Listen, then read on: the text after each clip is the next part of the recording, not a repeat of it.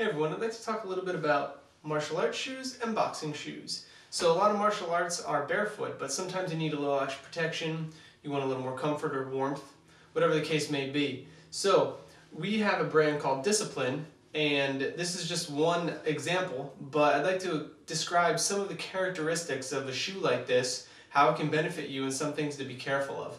And I'd also like to look at some more of a professional style boxing shoe like this, and some differences therein. So let's start with martial arts shoe right away. So as opposed to regular sneakers, a martial arts shoe is concerned with conforming to your foot. So people with naturally wide feet tend to find these to be a little too snug.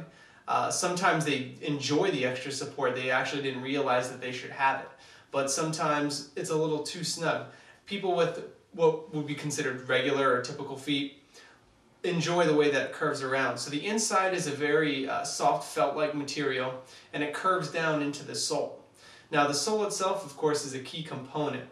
As opposed to regular shoes, it doesn't have very rigid grooves, depending on what kind of shoes you're looking at, like hiking shoes which might dig into mats. Instead, it has contours, but it's overall rather smooth.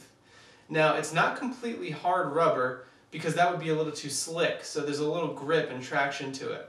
So what you'll find is that the traction for spinning and kicking is, it's more grippy than regular feet. However, it's not as grippy as shoes like running shoes or hiking boots. So there's a combination there. If you have a knee injury or ankle injury, you should be very careful when using something like this because you're not used to it just yet. But it does add a little something for you. Now the construction is, some are regular lace. This Discipline is regular lace. The tongue is padded as well, but it doesn't offer any particular sparring padding. So in that way, it's not like a pair of foot sparring gear like foam dip. It doesn't do the same thing. Instead, it's better for long-term use, keeping your feet warm and comfortable, especially at things like tournaments. Some tournaments allow you to compete in them, some don't.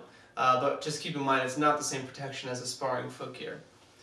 Now with boxing foot gear like this, you'll notice a lot of them have high ankle support. This is because of the quick cuts that have to happen back and forth and the very staccato foot movement.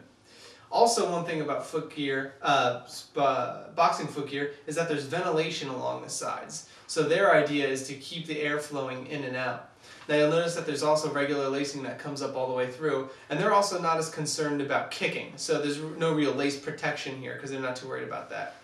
The soles of boxing foot gear tend to be a little more tire-like, with a little stronger grip, but they're also more concerned about not ruining the ring as well. So both of these kinds of shoes are concerned about not destroying the mat or ring you're on, but at the same time being consistent and reliable so that you could almost wear them for everyday use.